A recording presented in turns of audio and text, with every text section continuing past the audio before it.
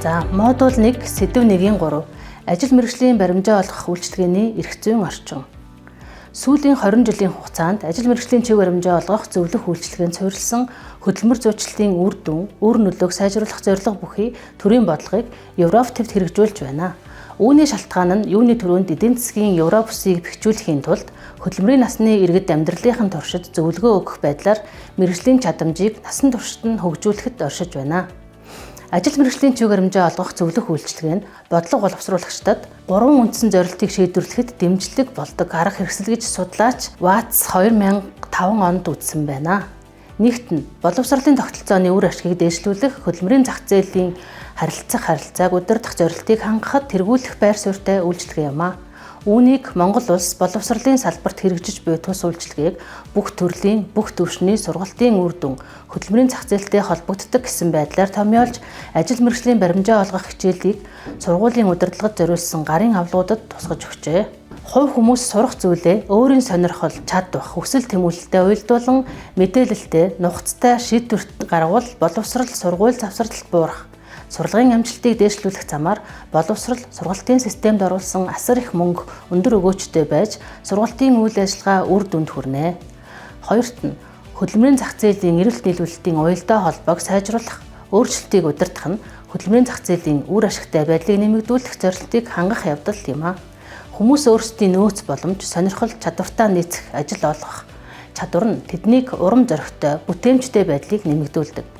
Энэ нь хөдөлмөрийн эдийн засгийн хувьд оновчтой ур чадвар юм а. Гуравт нийгмийн оролцоог дэмжих, тэгш байдлыг хангах зорилтуудыг шийдвэрлэхэд нөлөө үзүүлдэг. Ажил мэргэжлийн чиг баримжаа олгох үйлчилгээ нь эмзэг бүлгийн хүмүүсийн хөдөлмөр эрхлэх хүсэл тэмүүллийг дээшлүүлж, тэдэнд хаалттай байсан боломжуудыг олж авахт нь дэмжлэг үзүүлдэг. Ажил мэргэжлийн чиг баримжаа олгох үйлчилгээний эрх зүйн орчин зохицуулалтын зураглал. Өнөөгийн байдлаар Монгол улсад ажил мэргэжлийн чиг баримжаа олгох үйлчилгээг иргэдэд хүрэхтэй холбоотой харилцааг зохицуулсан хууль эрх зүйн бодлогын дараах баримт төчгүүд мөрдөгдөж байна. Үүнд Монгол улсын үндсэн хууль, алсын хараа 2050, Монгол улсын урт хугацааны хөгжлийн бодлого, Монгол улсын боловсролын ерөнхий хууль, сургуулийн өмнөх боловсролын тухай хууль, мэргэжлийн болон техникийн боловсрол сургалтын тухай хууль, дээд боловсролын тухай хууль, хөдөлмөр эрхлэлтийг дэмжих тухай хууль зэрэг юм а.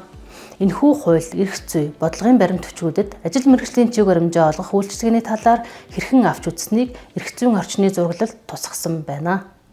Ажил мэргэжлийн чиг баримжаа олгох үйлчилгээний эрх зүйн орчин нь ажил эрхлэлт, боловсрол, хөдөлмөрийн зах зээлийн бодлоготой нягт холбоотой бөгөөд энэ үйлчилгээ нь нийгмийн доктортой хөгжилд чухал хувь нэмрээ оруулдаг. Ажил мэргэжлийн чиг баримжаа олгох үйлчилгээний хууль эрх зүйн баримт төчгүүд, зүйл заалтууд.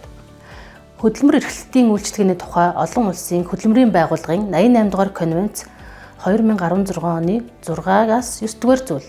Алсын хараа 2050 Монгол улсын урт хугацааны хөгжлийн бодлогын хүрээнд Монгол улсын үндсэн хуулийн 16 дугаар зүйл. Монгол улсын боловсролын ерөнхий хуулийн 13, 14, 25, 26 дугаар зүйл.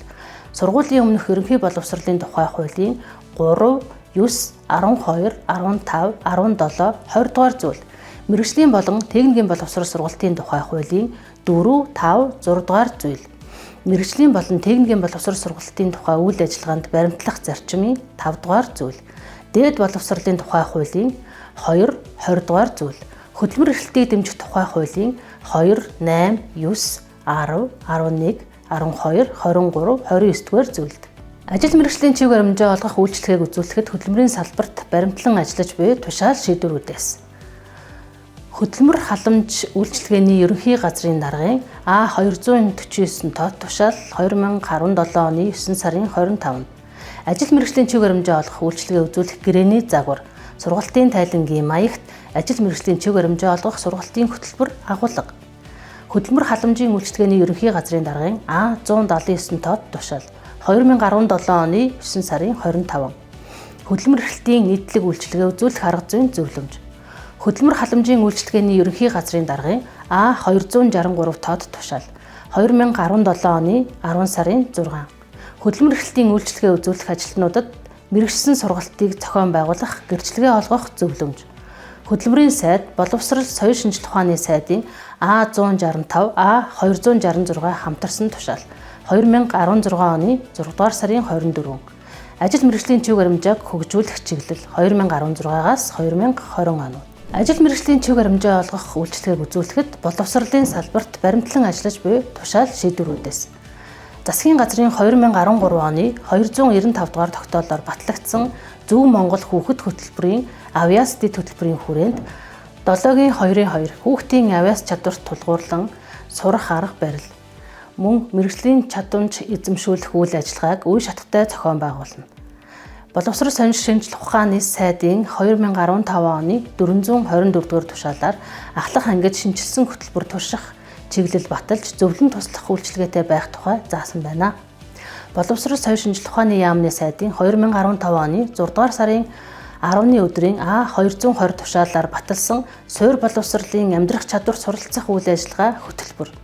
Боловсрол шинжилх ухааны сайдын 2016 оны А103 тоод тушаал, 2018 оны А453 дугаар тушаал, шинжилэн баталсан ерөнхий боловсролын сургуулийн ахлах ангийн сургалтын шинжилсэн төлөвлөгөө. Боловсрол соёл шинжилх ухааны сайдын 2020 оны 12 дугаар сарын 23-ны өдрийн А200 дугаар тушаалаар баталсан ерөнхий боловсролын сургуулийн суралцагчдад ажил мэргэжлийн чиг баримжаа олгох үйл ажиллагааны чиглэл. Боловсрол соёл шинжилх ухааны яамны 2022 оны 8 сарын 17-ны А288 дугаар тушаалаар баталсан хичээлээс гадуурх сургалтын ажлын үлгэрчилсэн хөтөлбөр. Боловсролын салбарт хэрэгжиж байгаа ажил мэргэжлийн чиг баримжаа олгох үйл ажиллагааг дээрх журмуудаар зохицуулагдаж ирсэн байна.